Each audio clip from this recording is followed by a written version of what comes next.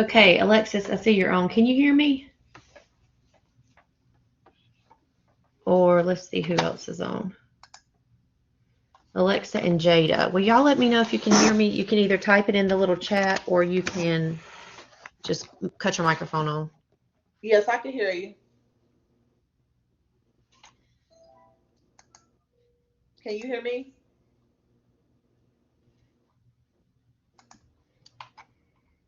Hello? Can anyone hear me? I can hear you.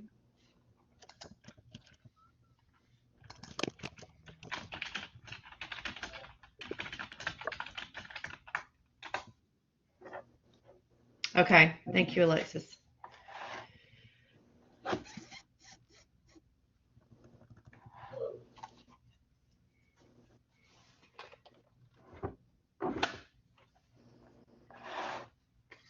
Can you hear us, Miss Leslie?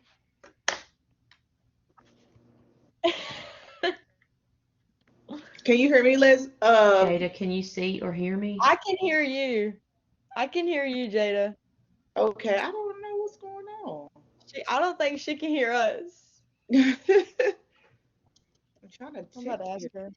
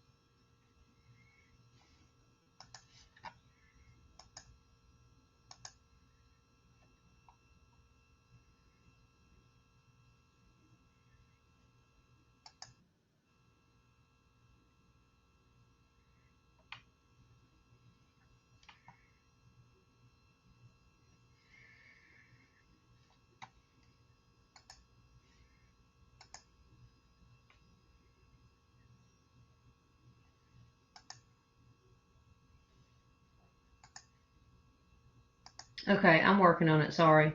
I think I accidentally muted y'all. I was trying to fix it, and in fixing it, I muted you. Let me try one more thing.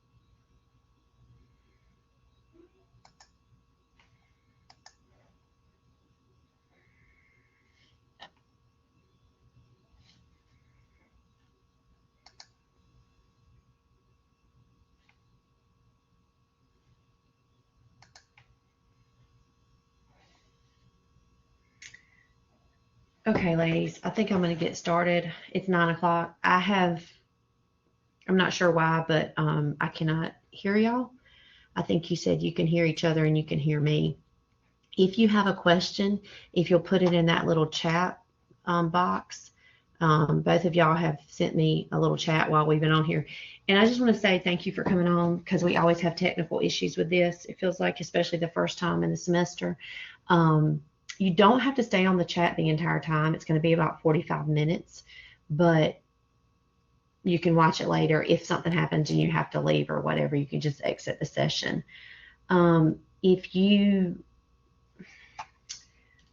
really want to fix that, but I'm not sure that today, I'm not sure that I can just spend our time working on that. So I think for right now, we're going to roll with it as it is. Okay, the first thing I want to talk about is my open math. So let's talk about a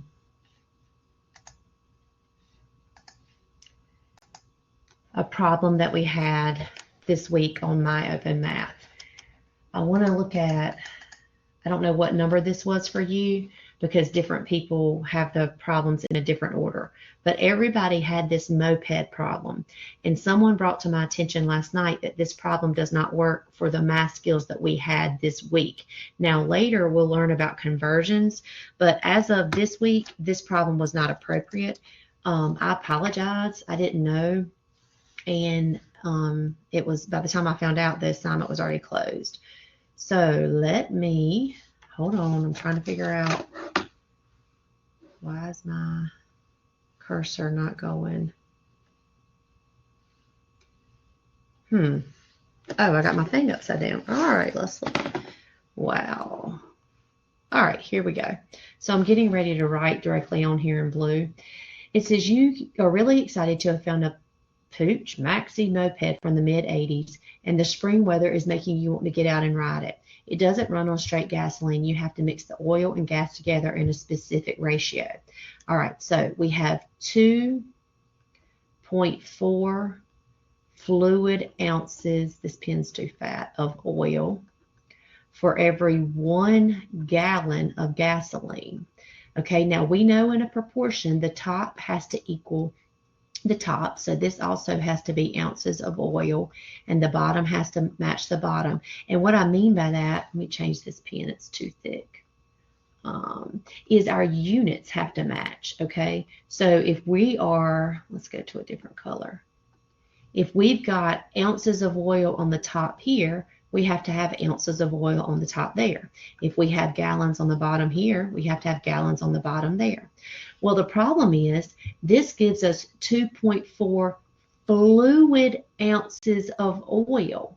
Well, fluid ounces, oh, I'm sorry. Yeah, I already put that. I'm sorry, down here. You have 2 quarts of gasoline. This is where we ran into trouble on this problem. We need gallons of gasoline. This was our gasoline on the bottom, and gasoline was in terms of gallons, okay? And so what happened here is that our units changed. This should have said gallons of gas. If it had said gallons of gas, we could have set it up, cross multiplied and divided. But because the units changed on this particular problem, this was a, I don't want to say it's a bad problem because we will do conversions later in this course, but this was not something that you knew how to do last week, and I apologize for that. I didn't make these problems up. This comes from our My Open Math software, and sometimes a problem will sneak in like this that's either wrong or just not appropriate. So if this happens, please let me know. But one more time, let me just explain the problem here, and it's that the units don't match. Up here, we're given fluid ounces for every gallon of gasoline, and then down here they changed it to quarts of gasoline. Gallons does not equal quarts, so that's why you probably struggled with that particular problem. Another reason I didn't notice it is because almost everybody had 100, so I'm assuming you did some kind of internet searching to get that one correct because it was above the math that we know right now. Okay, ladies, if you have a question, let me know in the chat box. All right, so we're going to keep going. What I want to do today is I want to go over a few problems from the book. I don't use the book a whole lot, but it's an extra resource. And so I want to talk to you about the book. I want to show you how you can use the book, and I'm going to do just a few problems from the book. And then at the end of the Collaborate session, I'm going to open up the document that you have due this week, the practical practice, which is due this week, and I'm going to do a couple of those with you.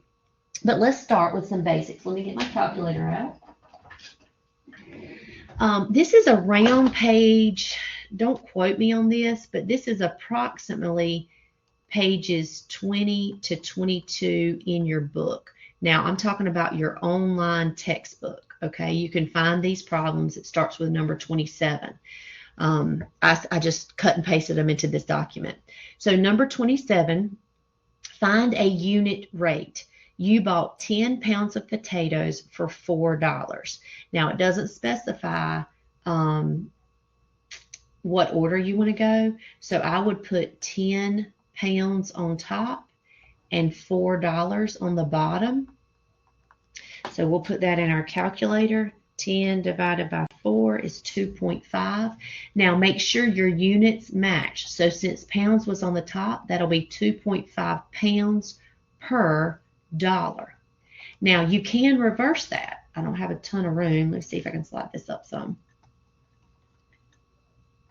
All right, you can do $4 per 10 pounds. This will give you a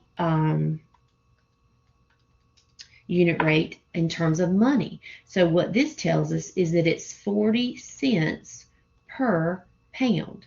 Now, I want to go over this question because I'm warning you next week, okay? Next week, we're going to have a discussion board that deals with this right here, okay? So next week, you can refer to this for your discussion board post, because what you're going to have to do is compare the price per unit.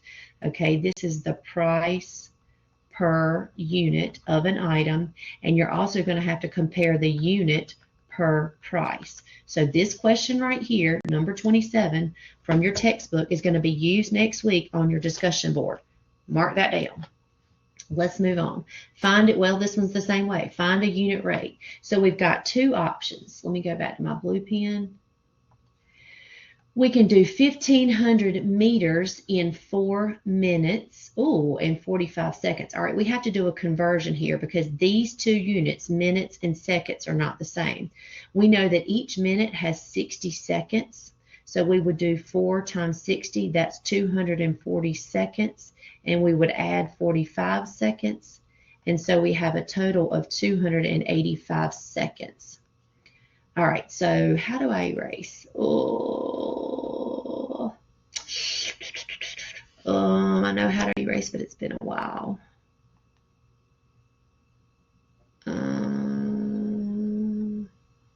Oh, there's my eraser. Okay, that was wrong right there. I'm going to have to erase that.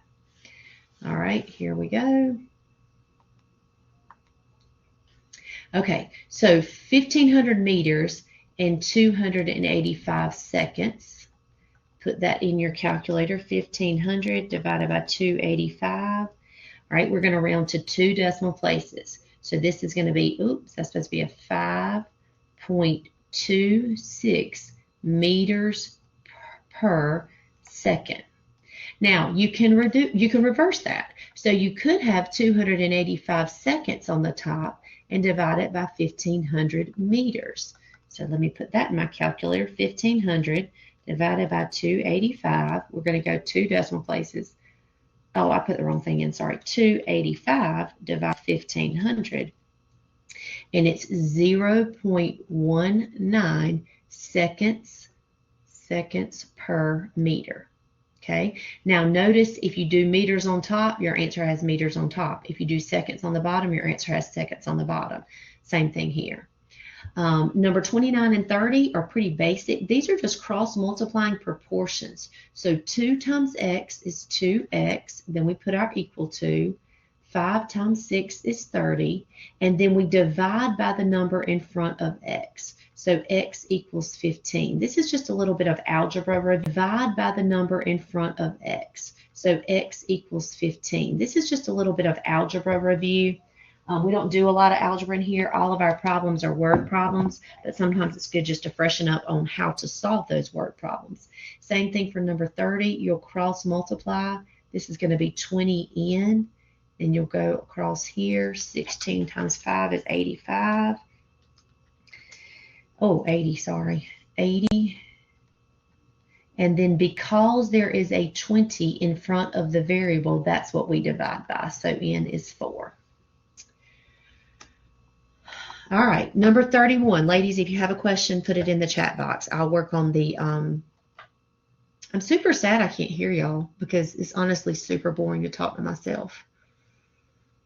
But again,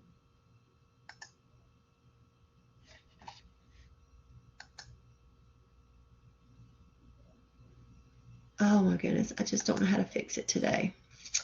All right, so let me move on. Number 31, you're going to have a baking problem over and over and over in this course.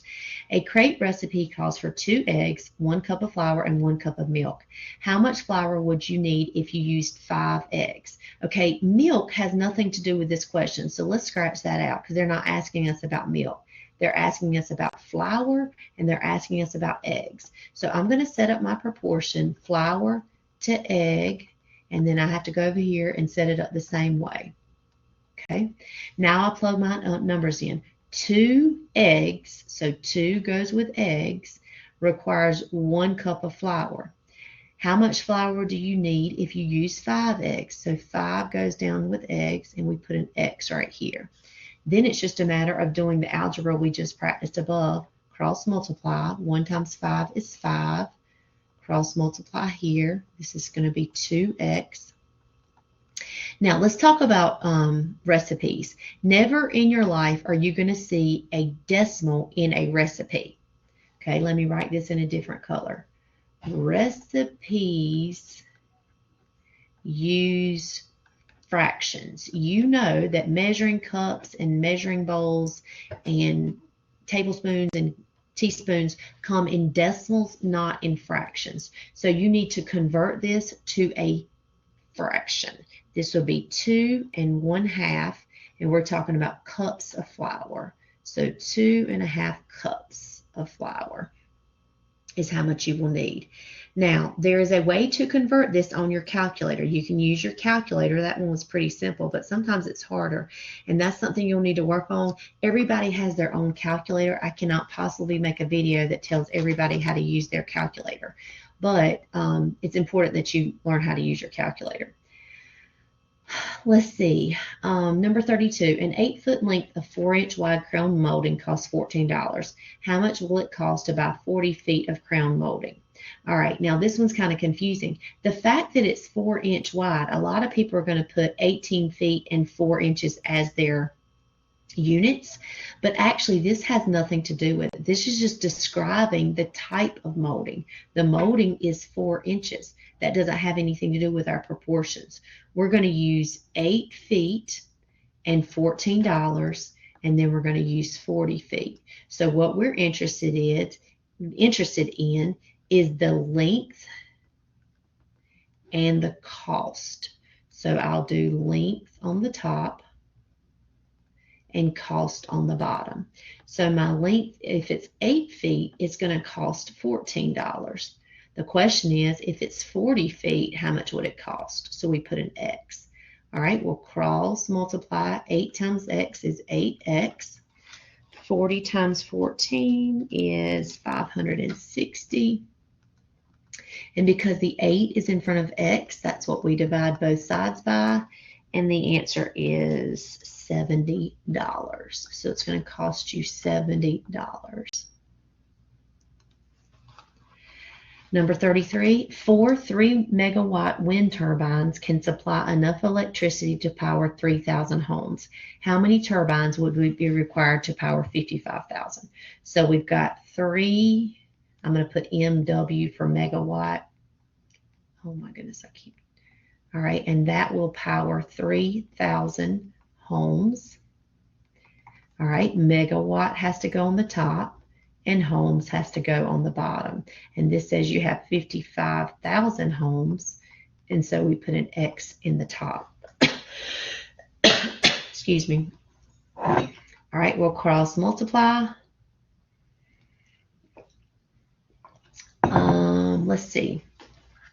So 55,000 times 3 is 165,000. 3,000 times X is 3,000X.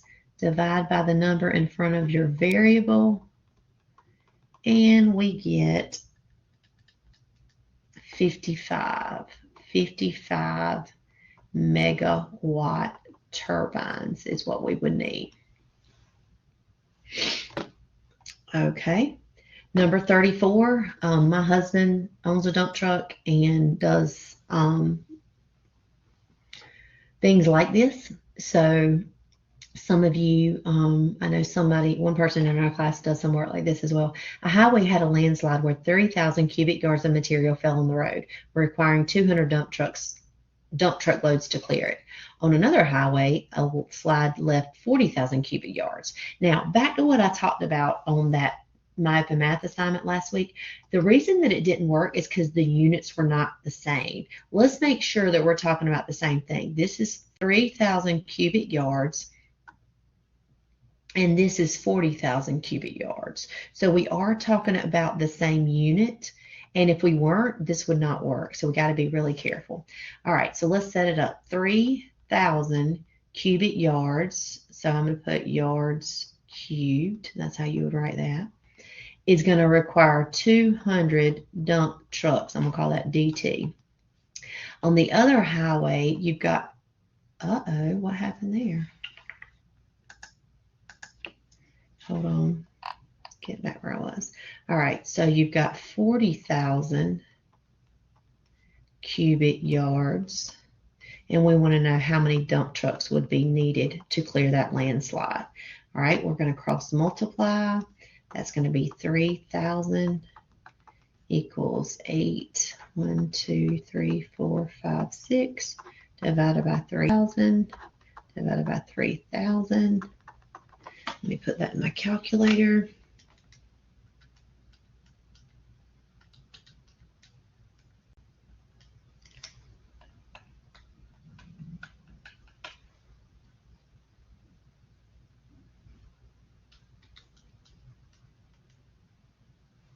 All right, I think I added too many zeros. Hold on, let me go back and check that. All right, so 3,000 times x is 3,000. I think I put 2,000. Is it 2,000 or 200? Okay, it's 200. Hold on, let me do that again. 200 times, is it 40,000? All right, so I got too many zeros, I think. 1, 2, 3, 4. No, that's right, 6 zeros. Okay, divided by 300. And it is 2666.6 repeating. Now let's think about what 6.6 repeating. Now let's think about what we're talking about here. We're talking about dump trucks. You cannot have a fraction of a dump truck. You've either got one dump truck or two dump trucks, but you can't have a decimal of a dump truck. So when we look at this number right here, this is going to round up. So we're going to need 26,667 dump trucks. We're going to round that up because we got to get the job finished. Wow, that's a lot. I hope I did that right. Ladies that are on the chat, if you see that I made a mistake, would you please type in the chat box and tell me that I'm wrong? I don't know. I'm not feeling great about that, but it just seems like a lot of dump trucks. Well, yeah, seems like a lot, but it is a significant. All right, we're going to do one more from the book, or maybe that was the last one. Let me see. All right, that's the last one from the book. Ladies on the chat, just let me know you're still here. Let me know you can see what I'm doing, and let me know that you can hear me. So just type a little message in the chat if you can see and hear what I'm doing.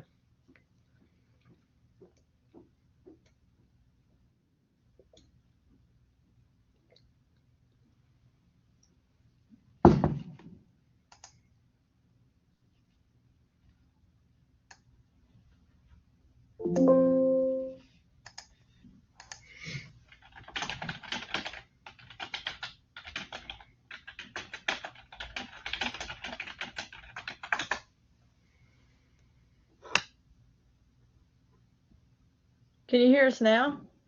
Alexis, I just increased my volume. Let me know if that's better.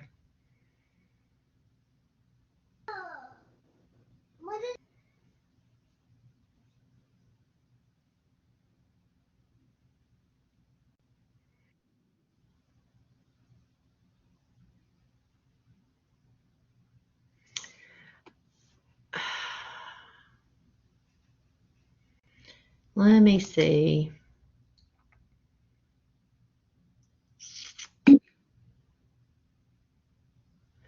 Okay, that makes me think I'm talking too loud. No, I don't have, it's not muted. I don't have mine muted. I think, I see y'all right here, but it just is not letting me. Let me try to make y'all moderators. Hold on, let's try something. Hold on, Alexis. I'll answer that question in just a minute. Let me make y'all moderators.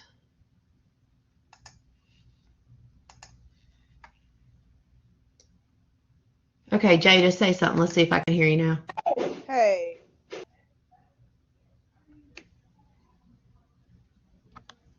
Can you hear me?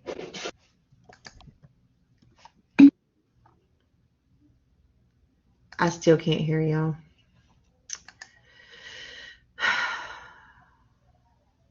Alexis, it says your microphone is on, but Hello.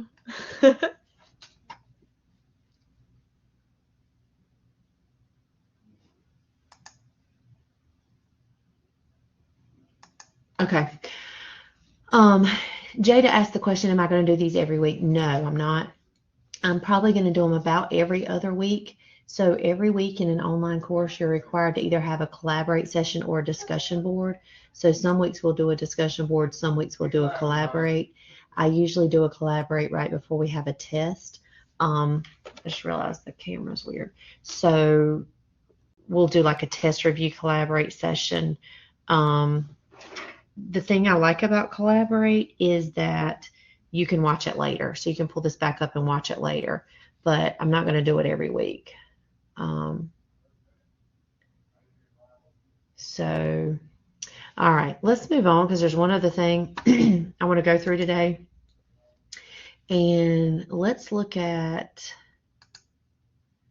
the practical practice for this week. Oh, sorry, I want to share this one now.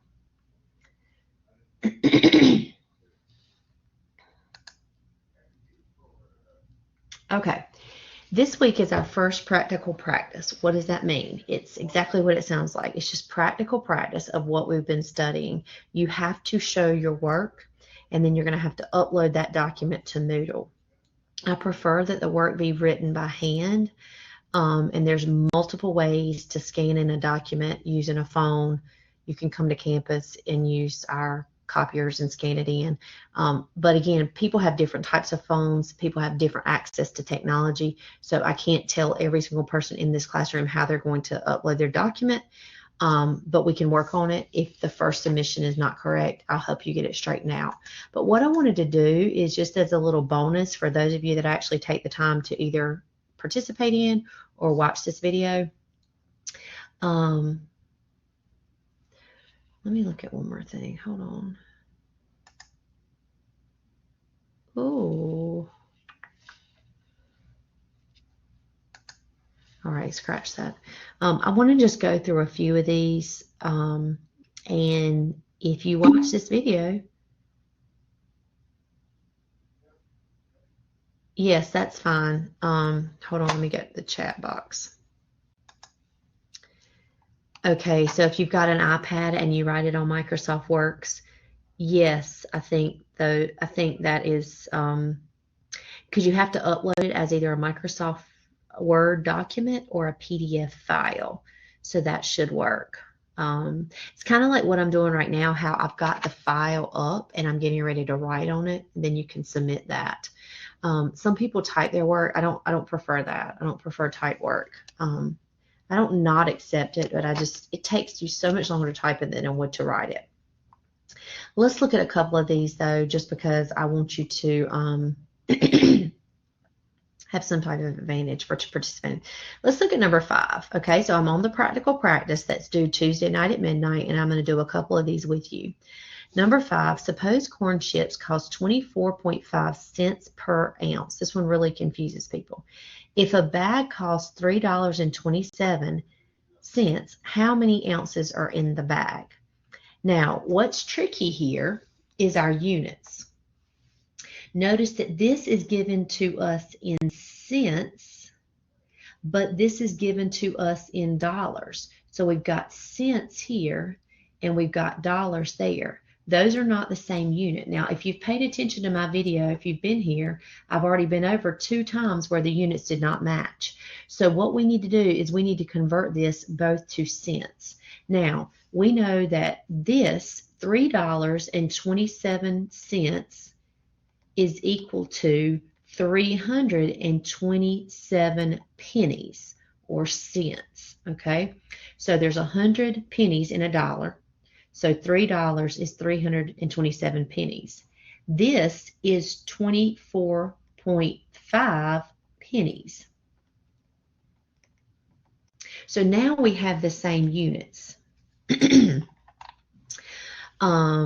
327 pennies and 24.5 cents. So every, suppose corn chips cost 24.5 cents per ounce and the whole bag. So what you do is you take the whole bag, which is, why is this not working now? Oh.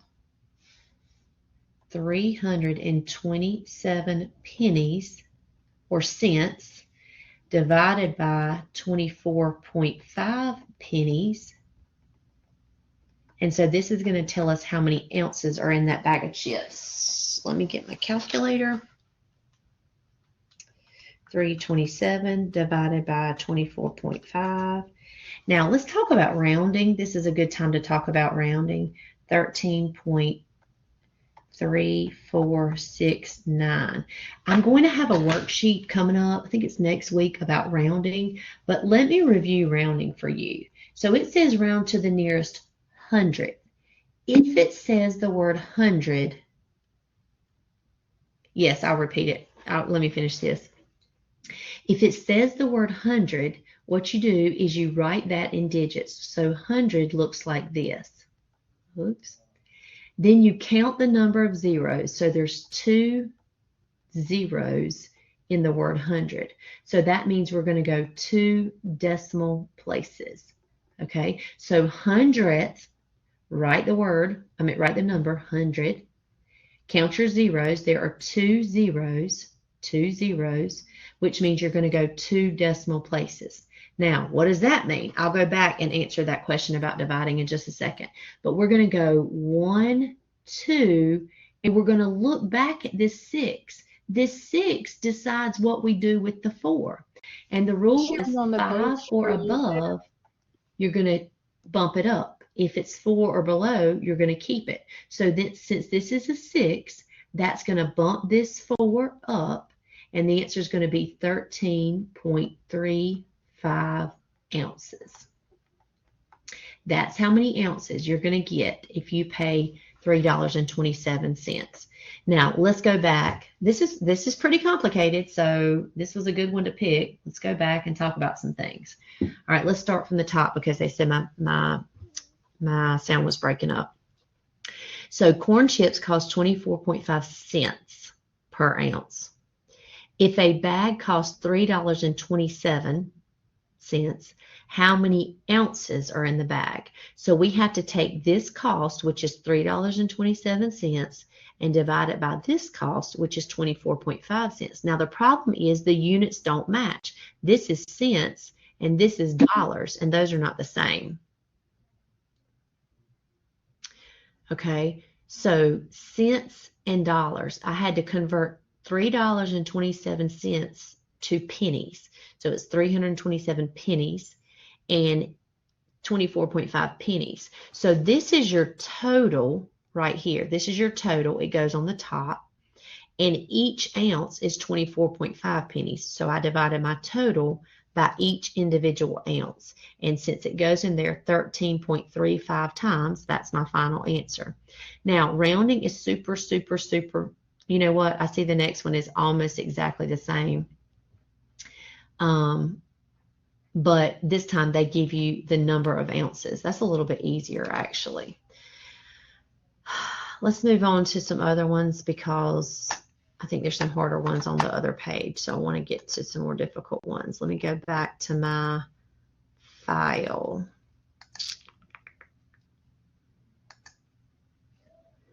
Let's go to page 2 and see what's on here. All right, I see a great one.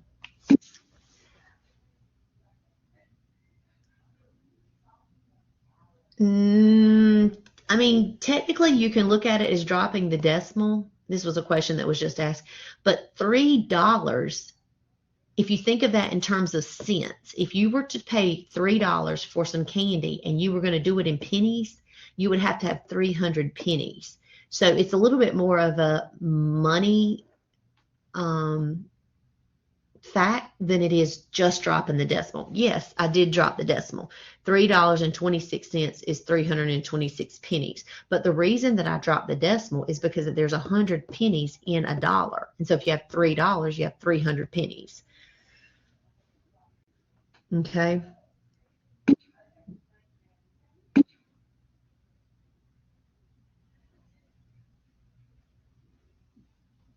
No problem, Alexis. Let me respond back to her. Let's go to the chat.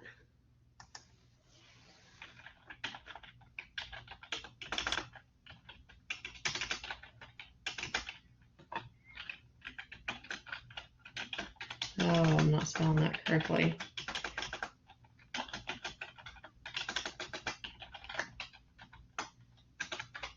All right.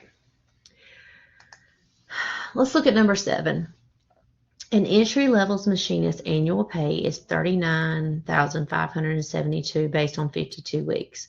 Due to the economy, his company is having to cut back on the number of weeks. If the firm cuts the work year to 49 weeks but keeps the same rate of pay, how much would he expect his annual pay to decrease? Okay, so to start, I want to go back to my blue pen. Let's set up a proportion. $39,572, I'm going to put my dollar sign, is what he's going to get for 52 weeks. I'm going to put a W. Now, we want to know what is his pay. That's not actually the final answer, but he's going to be cut to 49 weeks. Now, again, you've got to read very, very carefully because this is not going to be the final answer, but it'll get us a start. So we're going to cross multiply 39,572 times 49. That is, sorry, that got sloppy. I was looking. And then we're going to cross multiply here. That's going to be 52x. We'll divide both sides by 52. Just keep that in your calculator and it'll be there. So divided by 52. And the answer is 37,000. Your calculator and it'll be there.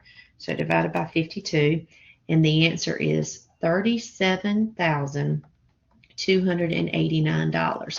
Now, you are going to have this problem over and over and over and over and over in this class. If I'm not mistaken, it's on the final exam. So pay very close attention. All right. That doesn't answer our question. And some of you are just going to put that answer right here, and it's going to be wrong. Let me explain to you why.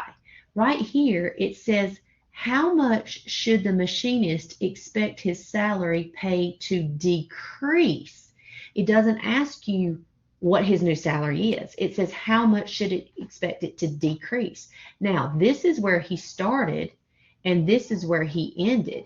And we want to know how much it's decreasing from 39,000 to approximately 37,000. So we have to subtract here. So to get the answer for decrease, we have to take his starting salary, $39,572.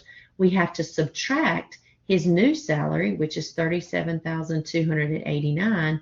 And this is going to be our final answer. Again, you are going to see this problem over and over and over and over on this in this class. It's going to be in my open math. It's going to be on your review guide. I'm getting $2,283. It says round to the nearest dollar, so we'll stop. I shouldn't have put that decimal there. Okay.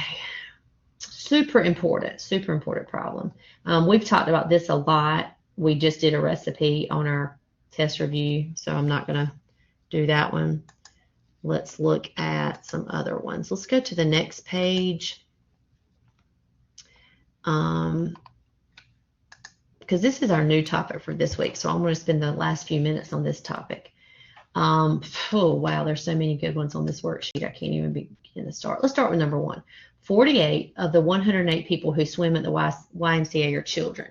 Okay, so these, give me my pen. Go to blue. These are the children. Okay, that's very important. And these are the people. It says, what is the ratio of adults? So the adults has to go first, to, so that has to be your colon, children. It says, write your answer in lowest terms as a fraction or with a colon. Okay, well, we don't know how many adults there are, but we know if there are 108 people, and of those 48 are children, then that leaves us with 60 adults. Okay, so if there's 108 people, you've got, I want to go over some calculator tricks here. 48 of them are children, then 60 are adults. Now, for a ratio, the order matters. If I say adults come first, then the adult number has to be first. So it's going to be 60 adults to, and we already knew that there were 48 children. Now, it says it has to be reduced. This is very important. We haven't talked a lot about this. It says lowest terms. Now, I'm going to put it in my calculator, and I'm going to tell you, I hate to do this because it's so hard to, but I'm going to put 68 divided by 48. It's going to give me a mixed number, okay? It's going to give me, when I put it in my calculator, now again, you might not have my calculator, but when I put 60 divided by 48 in my calculator, it's going to give me 1 1/4. Well, I have to convert that to an improper fraction, so I'm going to do 4 times 1, and then I'm going to add the top number, add this. So the answer will be 5/4. Now, another way to write that is with a colon. So you can write 5:4. Those are the two ways to write that question. That's pretty hard, but you're going to see that over and over and over. Make sure that you answer the word that you're asking about. This asks for adults and children, not people. The reduction here, you're going to have to learn how to operate the calculator that you are using. We're in an online class with 30-some people, and there's probably 20 different calculators in this room. So you've got to figure out, Google it, get the instruction manual for your calculator, watch a YouTube video, look at the calculator that you have, and how do you convert decimals to fractions and improper mixed numbers to improper fractions. Okay, let's look at number 3. This is another one that's kind of tricky. It was recently estimated that domestic vehicles outnumber foreign vehicles by 7-2.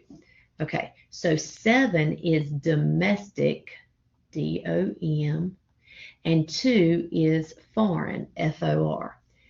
Okay, read that again. It was recently estimated that domestic vehicles outnumber foreign vehicles by 7-2. So domestic is 7, foreign is 2. If there are 1,836 vehicles, now this is confusing.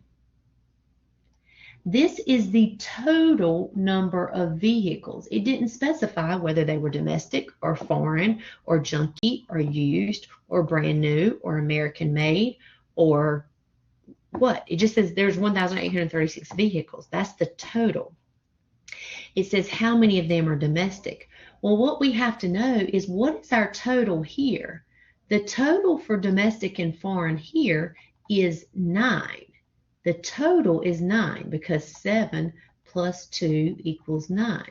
So what we're actually looking here is we want to compare the domestic and the total. We're going to compare the domestic, so I'm going to put DOM on the top, total on the bottom. I'm going to put DOM on the top. I'm going to put total on the bottom. Now we can fill up our proportion. All right, domestic was 7, total was 9. So 7 domestic, 9 total. And here, total is 1836. So we put 1836. And the question is, how many of them are domestic? It doesn't ask how many of them are foreign. It says how many of them are domestic. So we're going to cross multiply.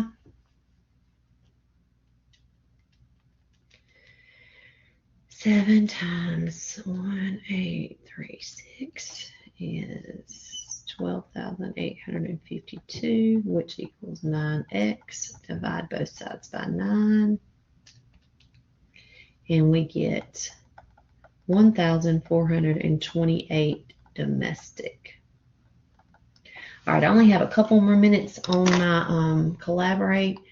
Number 5 and 6, you've got some options here. You can do 1.2 to 43 equals 4.8 to x and cross multiply. 243 equals 4.8 to x and cross multiply. Same thing here. This is an x. So you could do 7 to 5 equals x to 35. That's how I would set that up. Let's look at the last page because we're about out of time. Okay, that one's pretty straightforward. That one's pretty straightforward. That one's pretty straightforward. Let's look at the last one because it has 3 and I've never done one with 3. Instructions for a chemical procedure call for salt. Oops, why is it not writing? Salt. This is your salt. This is your baking soda. And this is your water by ratio of mass. How many grams of baking soda would be required to make a mixture that requires 46 grams of salt? So all it cares about is salt and baking soda. It doesn't ask me anything about water.